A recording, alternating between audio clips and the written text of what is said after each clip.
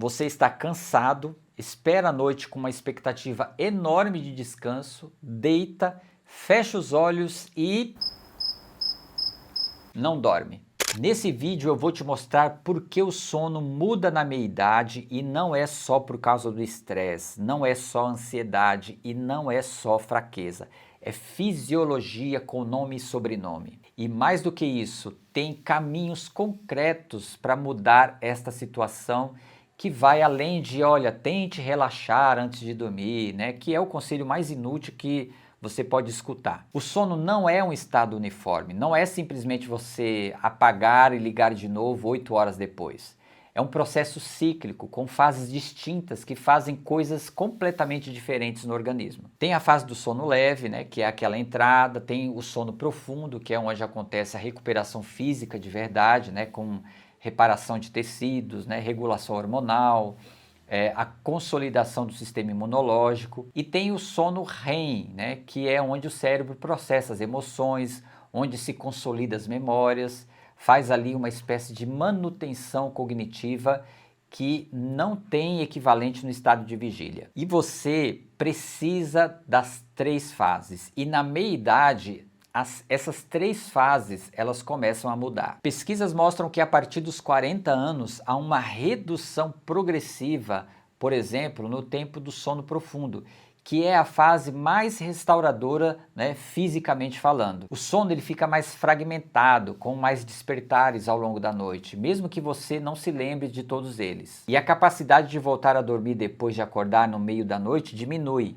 E por que isso acontece? Bom, existem vários mecanismos aí, tá? Mas 2 eu acho que são assim centrais. O primeiro é hormonal, tá? A melatonina, que é aquele hormônio que regula o ciclo sono-vigília, começa a ser produzida em menor quantidade a partir da meia-idade. A glândula pineal que produz, né, vai ficando calcificada progressivamente com o tempo.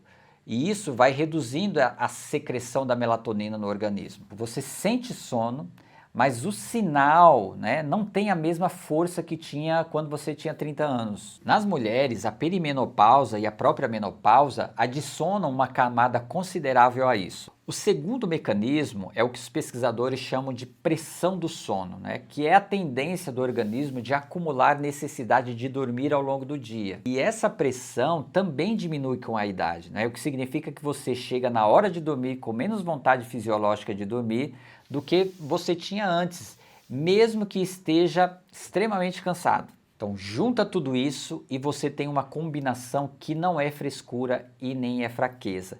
É o seu sistema de sono funcionando de forma diferente do que funcionava há 15, 20 anos atrás. Agora, Daniel, por que isso é mais sério do que parece? Aqui o assunto fica um pouco mais sério, tá um pouco mais pesado e precisa ser dito. Matt Walker, né, um pesquisador da Universidade da Califórnia de Berkeley, né, escreveu este livro aqui, ó, Por que Dormimos, né? Ele passou anos compilando o que a ciência sabe sobre privação de sono, né? Ele colocou tudo nesse livro aqui e o que ele encontrou é extremamente desconfortável. Dormir cronicamente menos do que necessário, e estamos falando aqui, tá, de padrões que muita gente normaliza, como por exemplo, eu durmo 6 horas, eu durmo 5 horas por dia. Tudo isso, tá, está associado a um aumento significativo de risco cardiovascular, comprometimento do seu sistema imunológico, maior risco de desenvolver diabetes tipo 2 e o que talvez é mais alarmante é o aumento do risco do declínio cognitivo e demência a longo prazo. E tem um mecanismo específico para esse último ponto. Durante o sono profundo, o cérebro ele ativa um sistema de limpeza que remove proteínas tóxicas que se acumulam ao longo do dia, incluindo uma proteína associada ao Alzheimer. Então, o que significa? Que quando o sono profundo ele é cronicamente insuficiente, esse sistema de limpeza ele não funciona direito. E aí vai acumulando essas toxinas, não é, no seu cérebro, e o risco de você desenvolver doenças neurodegenerativas como Alzheimer ou demência precoce é muito grande. Eu não estou dizendo que dormir mal causa Alzheimer de forma direta e inevitável. Estou dizendo que pesquisas sérias, né, concretas, dizem claramente que se você não tratar esse problema e se você ainda tiver um fator genético associado, o risco é muito grande. Privação crônica de sono, minha gente, reduz a sua capacidade de se regular emocionalmente. Certamente você fica uma pessoa mais reativa, você fica uma pessoa mais irritável, com menos paciência para tolerar a frustração. E curiosamente, né, você fica menos capaz de perceber o quanto isso está acontecendo. A pessoa que dorme mal cronicamente, ela tende a subestimar o impacto que isso tem no seu funcionamento, porque a privação do sono por si só já compromete a percepção que ela tem de si mesma.